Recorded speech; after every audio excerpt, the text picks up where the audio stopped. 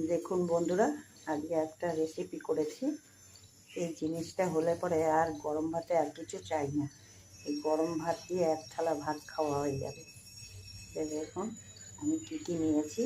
এটা হচ্ছে দুটো বেগুন নিয়েছি মিডিয়াম সাইজে, আর দুটো উচ্ছে, একটা আলু, আর দুটো মিষ্টি আলু। তার সাথে একটু নুন নিয়েছি, একটা শুকনো লঙ্কা ভাজা, একটা কাঁচা লঙ্কা। এটা দিয়ে আজকে আমি সর্ষের তেল দিয়ে মাখবো। এর মধ্যে একটু সর্ষের তেল দিব, দিয়ে এটাকে মাখবো।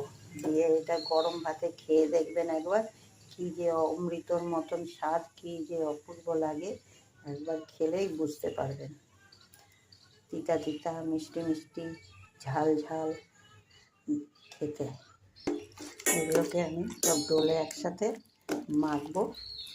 মেখে এটাকে সেদ্ধ, গরম ভাতে সেদ্ধ। দেখুন আমার সব কিছু সেদ্ধ মাখা হয়ে গেছে। এটা গরম ভাতে একবার খেয়ে দেখবেন, আর তখন আর কিছুই লাগবে না, এক থালা ভাত খাওয়া হয়ে যাবে। দেখুন সেদ্ধটা ভর্তাও বলতে পারেন, সেদ্ধও বলতে পারেন।